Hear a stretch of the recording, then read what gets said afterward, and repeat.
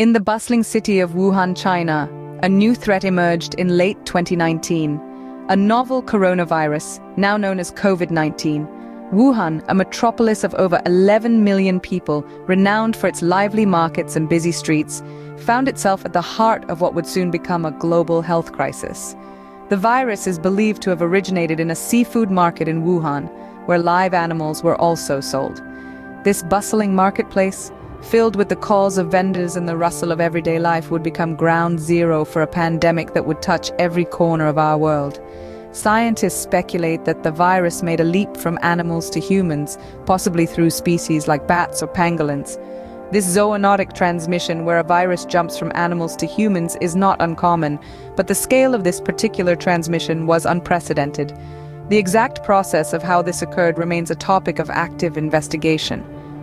Soon after the initial infections, the virus began to spread rapidly within Wuhan. Despite the city's size and dense population, the pace of the virus's spread was alarming. It moved swiftly, silently, infecting people and leaving a trail of illness in its wake. As the number of cases began to surge, Chinese authorities took drastic action. Wuhan was placed under a strict lockdown in an effort to contain the virus. Businesses closed, streets emptied, and a city known for its vibrancy fell eerily quiet. Yet despite these measures, the virus had already begun to venture beyond Wuhan. Carried by travelers, it reached other parts of China, and soon started appearing in countries across the world. By the time the world began to realize the scale of the threat, COVID-19 had already begun its global journey. This is the story of a virus that emerged from a single city and spread to every corner of our planet, changing our lives in unimaginable ways. Despite efforts to contain the outbreak, the virus had already begun its global journey. By early 2020, COVID-19 had slipped beyond China's borders, reaching every corner of the globe. As the virus traversed continents, it found its way into bustling cities and remote villages alike, turning everyday life into an eerie stillness. The virus was indiscriminate, impacting people of all ages, from all walks of life. In March of that year, the World Health Organization, or WHO, declared COVID-19 a global pandemic. This wasn't a term used lightly. It marked the first time a coronavirus had achieved such a status, and it signified the virus's far-reaching impact. As the virus spread, it exploited gaps in healthcare systems worldwide. In many regions, hospitals were quickly overwhelmed, with beds filled to capacity and healthcare workers stretched thin. The world was caught off guard. Few had anticipated the scale of the crisis, and even fewer were prepared for it. Testing became a key challenge. Without widespread testing, it was difficult to grasp the full extent of the virus's spread. Many people unknowingly carrying the virus continued to spread it further, and as the numbers of confirmed cases rose, so too did the death toll. But COVID-19 was more than just a health crisis. It exposed and exacerbated existing inequalities in society. Those without access to quality healthcare suffered the most, as did those in precarious employment or living in poverty. The virus didn't create these inequalities, but it certainly shone a spotlight on them. As the weeks turned into months, the severity of the situation became clear. This wasn't a fleeting crisis, but a long-term global emergency. Countries across the world implemented strict lockdown measures in a bid to slow the spread of the virus, but life as we knew it had already changed. The world was now in the grip of a global pandemic, the likes of which had not been seen in over a century. It was a time of uncertainty and fear, but also a time of resilience and unity, as people across the globe came together to face a common enemy. The impact of COVID-19 was catastrophic, causing untold suffering and loss. As we delve into the human toll of this global pandemic, we see a grim picture painted with numbers that are hard to comprehend. Millions of lives have been snuffed out by the virus, leaving gaping holes in families, communities, and nations. The scale of the devastation extends beyond the immediate lives lost. We see the ripple effects touching every aspect of life. Economies around the world have been brought to their knees, leading to widespread job losses and business closures. Many people who were once comfortably middle class suddenly found themselves grappling with poverty, food insecurity, and homelessness. The personal toll on individuals and families is immeasurable. Parents lost, children orphaned, families torn apart by travel restrictions and quarantines. The emotional and mental health impacts of such loss and isolation are profound and will likely reverberate for generations to come. Even those who survived the virus often faced long-term health complications, becoming part of the growing group known as long haulers. These are the people who, months after their initial infection, continue to struggle with debilitating symptoms, a constant reminder of their brush with the virus. The impact on healthcare workers cannot be overstated. For many, their work became a battlefield, fighting an invisible enemy with limited resources and at great personal risk. The emotional toll of losing patients, coupled with the physical exhaustion of long hours, has led to a mental health crisis within the healthcare profession. And let's not forget the impact on education. Schools closed, classes moved online, and children lost vital months, even years, of learning.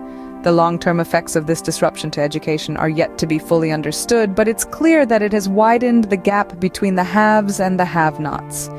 Beyond the staggering death toll, the pandemic left deep scars on the world's economy and the lives of individuals. As we move forward, we must remember the human toll of this pandemic and work to ensure that such a catastrophe is never repeated. As the pandemic wore on, frustration and anger boiled over, leading to protests and the spread of misinformation. The world was not just grappling with a deadly virus, but also a growing wave of discontent and dissent. Prolonged lockdowns and restrictions, while necessary for public health, chafed against the collective yearning for normalcy, sparking waves of protests in several parts of the world. In the United States, Europe, and beyond, thousands took to the streets, demanding an end to lockdowns and the restoration of their liberties.